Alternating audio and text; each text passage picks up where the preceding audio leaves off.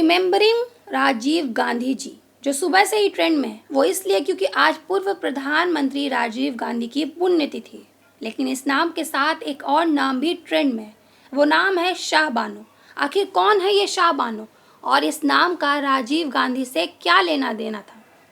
आइए इसके लिए हम आपको ले चलते हैं 1978 में। दरअसल शाह बानो मध्य प्रदेश के इंदौर की रहने वाली एक मुस्लिम महिला थी। उनके पति ने जब उन्हें तलाक दिया तब उनकी उम्र 62 वर्ष की थी। अपने 5 बच्चों के साथ पति से अलग हुई शाह बानो के पास कमाई का कोई जरिया नहीं था। लिहाजा उन्होंने सीआरपीसी धारा 125 के अंतर्गत अपने पति से भरण पोषण भत्ते की मांग की और न्यायालय ने शाह बानो के पक्ष में फैसला भी दिया।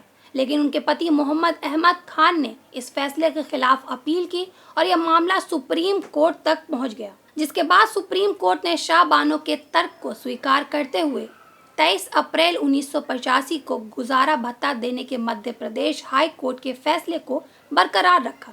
इस फैसले को मुस्लिम महिला के अधिकार सुनिश्चित करने के क्षेत्र में एक मील का पत्थर माना गया और शाह बानो का नाम भारत के न्यायिक इतिहास में हमेशा के लिए दर्ज हो गया। लेकिन इसके तुरंत बाद ही इस फैसले पर राजनीति भी शुरू हो गई। दरअसल मुस्लिम पर्सनल लॉ बोर्ड ने शाह बानो के पक्ष में आए न्यायालय के फैसले के खिलाफ आंदोलन छेड़ दिया। देश के तमाम मुस्लिम संगठन इस फैसले का विरोध करने लगे। उनका कहना था कि न्यायालय उनके पारिवारिक और धार्मिक मामलों में हस्तक्षेप करके उनके अधिकारों का हनन कर रहा है।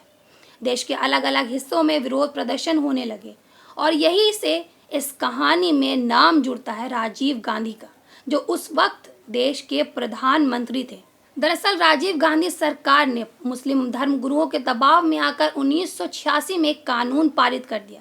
यह कानून the Muslim women protection of rights act 1986 कहलाया, जिसने सुप्रीम कोर्ट के फैसले को पलट कर रख दिया। दरअसल इस कानून के तहत महिलाओं को सिर्फ इद्दत यानी सेपरेशन के दौरान ही गुजारा भत्ता मांगने की इजाज़त मिली और इसी कानून की वजह से शाह बानो जीत कर भी हार गई, जिसके बाद बढ़ती उम्र की वजह से शाह बानो बीमार रहने लगी।